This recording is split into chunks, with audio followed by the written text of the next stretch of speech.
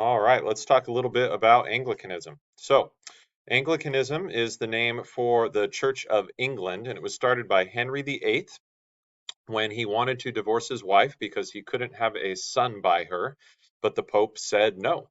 And because the Pope would not annul his marriage, he declared himself to be the head of both state and church in England, and that was the beginning of the Anglican Church. So, a little bit about the branches and distinctions from Rome. The Church of England came out of Rome. They were part of the Roman Catholic Church until they split.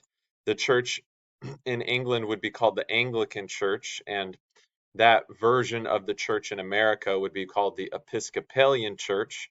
But it's not quite that simple because, just like in many Protestant denominations, also within the Anglican Church, there's conservative and liberal groups. And the Episcopalian Church in America has become very liberal. So there's also a different denomination called the ACNA, or Anglican Church of North America. All right, what's a little bit different when the Church of England split from Rome? What did they believe differently? They have a different view of the authority of the Pope. Obviously, they don't think he's the head of their church. They think the King or Queen of England is. They reject purgatory, and they reject the doctrine of transubstantiation. Transubstantiation is, again, that Thomas Aquinas idea within Roman Catholic view that the body and blood turn into, or the bread and wine turn into Christ's body and blood in communion. And the Anglican Church would say it is Christ's body and blood, but they wouldn't use that language of it turns into.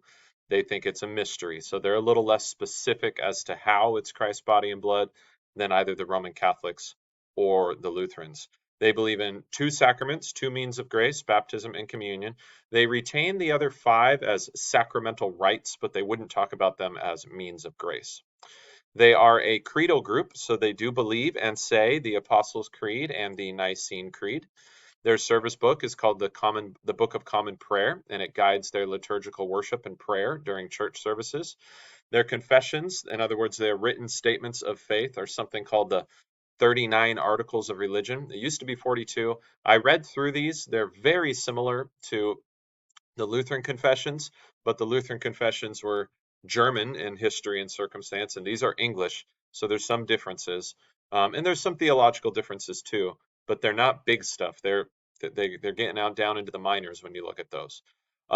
They reject something called the regulative principle. So do Lutherans, and so do obviously Catholics and Orthodox. But it's this idea that whatever is not scripturally prescribed in worship is forbidden. So unless the Bible says it, the Presbyterian or the Puritan or the Reformed groups or the Calvinist groups, they're not going to do that in worship. But Anglicans might, Lutherans might. Anglicans would just accept it if they still like it, whether it's scripturally commanded or not, as long as it's not scripturally forbidden. Services in Anglicanism are often high church. There is low church Anglicanism, but it came out of high church, and still many Anglican churches are high church. Think traditional ceremonies, traditional liturgy, traditional vestments, kind of like those pictures we looked at from Orthodoxy, right? Like this is high church. And Anglicanism would have stuff like this too, where the priests are dressed in these vestments or garments, and they use these certain objects in their ceremonies, and there's a formalness to it and an ancient tradition to it. Anglicanism has a lot of that high church, and they also have an extensive church calendar. They're Episcopal in structure, so they have bishops, they have priests, they have deacons. It's a top-down hierarchy, and they're diverse in theology. Anglicans could be Anglo-Catholic, Anglo-Calvinist, Anglo-Reformed. They could be low church or high church. There's many Anglican-connected denominations. All right, getting into Martin Luther. So Luther was really the start of much of the Protestant Reformation. There were obviously reformers before him in his country and in others, like Wycliffe in England, for example. But Luther's writings and his story ended up being the inspiration for Reformation movements in other nations, including England, like the Anglican one we just read about. So Luther said the gospel does not depend upon the works that we contribute, but it was dependent upon the grace of God that comes out of his heart to us through his son, Jesus Christ. So much of Luther's story, from his point of view, was kind of realizing from his scriptural studies what the gospel really is, and how the Roman Catholic Church of his day in the early 1500s had obscured the gospel under all kinds of other teaching. So, what's his story? Um, Luther was caught in a thunderstorm. He was going to be, to please his father, he was going to be a lawyer. And then caught in this terrible thunderstorm, he prayed to Saint Anne because Roman Catholicism for many years had accepted intercession of the saints, praying to certain saints. And he said, "Help Saint Anne, I want to be a monk." In other words, if you will help me survive this thunderstorm, I won't study law, I'll study theology. I won't be a lawyer, I'll be a churchman. So Luther set out to become holy and become a man of God. He deprived himself of life's comforts and necessities. He questioned whether he had fasted enough or was poor enough. You see this sort of ascetic movement in a lot of monastic life where they're living on, well, almost no luxury, but I'll just say minimal luxury. But Luther took it to an extreme. He really beat his body up with this stuff. He tried to convince himself while shivering under slim covers that he had not sinned during the day. He would annoy the crud out of his father, his priest, bringing to him sin after sin after sin and all these confessions, so much that his father would be like, "Luther, give it a rest." But Luther wouldn't give it a rest because nothing brought him peace or purity before God. He found himself um, not consoled by anything that his father could say to him, his father priest could say to him, in terms of absolving him of sin. And then he found in the gospel or in the New Testament work, the book of Romans, Paul's letter to the Romans, this quote from the Old Testament: "For in the gospel the righteousness of God is revealed, a righteousness that is by faith from first to last, just as it is written," and here's the Old Testament quote, "The righteous will live by faith." And it's important to know there that in the original language, righteous and just are the same thing. Righteousness is justice. To be justified before God is to be righteous before God.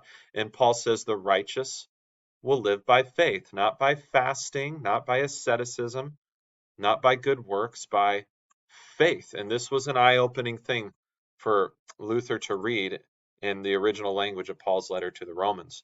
So Luther became more and more upset with some of the practices he saw within Roman Catholicism, namely indulgences. And I won't read all of this here on the screen, but what did I do? Hold on. Sorry, somehow I had gotten out of full screen. But the sale of indulgences. Luther hated that he saw the church was selling not forgiveness of sins, but lessening of punishment in purgatory. You could buy these pieces of paper, indulgences, from these Roman Catholic indulgence sellers, these churchmen, and when you bought it, it was fundraising for the church, and it could get your dead loved ones out of purgatory sooner. And Luther didn't like this. I'll talk about the 95 Theses in a minute. But in Thesis 27, he said, "They preach only human doctrines who say that as soon as the money clinks into the money chest, the soul flies out of purgatory." And Luther's basically saying the Pope can promise no such thing. Only God could do such a thing.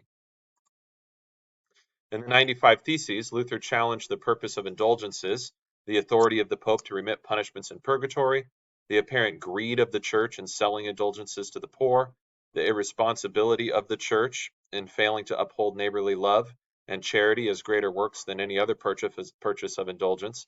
And later, Luther could find no basis in Scripture for any doctrine of purgatory or indulgence. You can see thesis 43 here. Christians are to be taught that he who gives to the poor or lends to the needy does a better deed than he who buys indulgences. Luther really indulgences fell out of his graces. He became less and less patient with them, and eventually we'll find he ditches the doctrine of purgatory and indulgences altogether. Pope Leo X excommunicated Luther at the Diet of Worms. This was a big deal as well.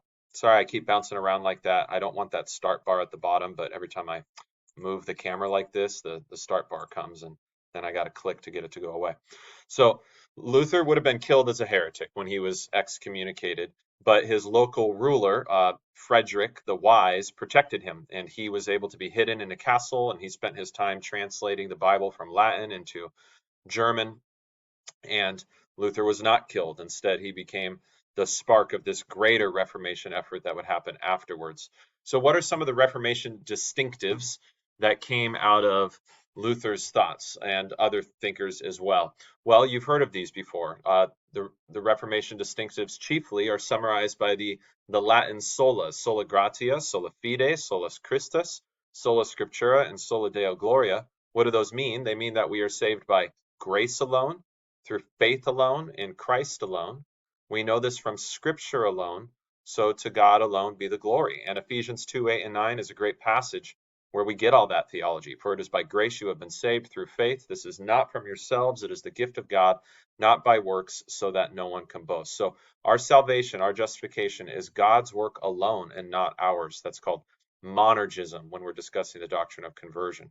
So Lutheran confessions come out of this book called the Book of Concord, or at least they're compiled into the Book of Concord. The Small and Large Catechism that Luther wrote was in 1529. The Small Catechism is teaching children the Christian faith, the way parents should teach it to their children. And the Large Catechism was, the way pastors could teach the faith to the families so the families could teach it to their children. And Luther expected every Christian father to know this stuff and teach it to his sons and daughters, his wife and children. The Augsburg Confession in 1530, that is the chief document, and it's got article after article on different doctrines, and it was presented to the German Emperor Charles so he could determine whether Luther was a heretic. And Luther's friends went and read it. They basically ignored it, and they wouldn't listen to it. But that was the Augsburg Confession. There were papal witnesses there who brought the document back, and the Pope rejected it, and they responded to it in something called the Confutation. So, hey, the Lutherans say this is where they got some things right, but this is all the stuff they got mostly wrong.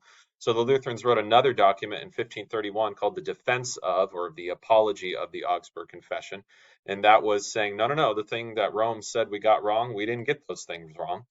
In 1536, Luther wrote something called the Smalcald Articles. Those are his personal confession of faith, because Luther didn't write the Augsburg Confession or the Apology. A guy named Melanchthon wrote those. The Treatise on the Power and Primacy of the Pope, written by Melanchthon, is exactly that. Hey, what is the Lutheran view of the Pope and his primacy, his being head of the church? And they rejected it. The Pope claimed that if you refuse to acknowledge him as chief bishop by divine right, with the power to govern the church and direct the state, then you cannot be saved. And the Lutherans went, no, that is not true, and it's even anti-gospel. Submission to the Pope being required for salvation. They would say anti-gospel. The Formula of Concord was a much important later document after Luther died. This was written in the 1570s, and it was articulating what Lutherans taught against Roman Catholic teaching that had snuck back in and Calvinist teaching that had snuck in. So it's got a shorter version called the Solid Declaration, or a longer version called the Solid Declaration, and a summary version called the Epitome to the Formula of Concord. All right, some Lutheran distinctives, Scripture alone. And when Lutherans say that, they really mean it. Tradition should be used to affirm biblical doctrine, but never to form biblical doctrine. When we interpret Scripture, we think it's Christocentric. All of Scripture is about Jesus. Find him on every page. And we interpret it through law and gospel.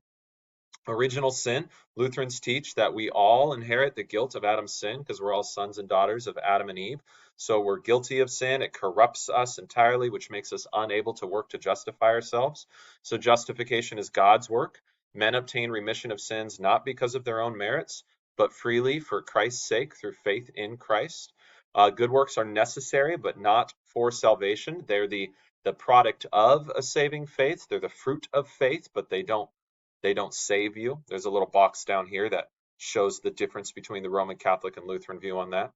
Lutherans see baptism as a means of grace. It is sacramental. It is instrumental. It's not ornamental or non-instrumental, and you can kind of see right here what that means. So baptism delivers to you, doesn't just mean it, but it actually delivers all of God's promises about baptism. The Lord's Supper really is Christ's body and blood, and it really does forgive your sins, but they don't believe transubstantiation. Lutherans would say the unbeliever does not have a free will. They're dead in their sins, but the believer does have a free will. They reject the regulative principle. So in liturgy and ceremony, they're willing to keep things that are tradition as long as those things point us to Christ and do not obscure the gospel, but deliver us the gospel. They don't pray to saints. Lutheran pastors can marry. They teach single predestination, not double predestination. And they believe that God sent Jesus to die for the sins of the world. Green Lutheran is part of the LCMS, and another conservative Lutheran group is the WELS. The liberal Lutheran group is the ELCA.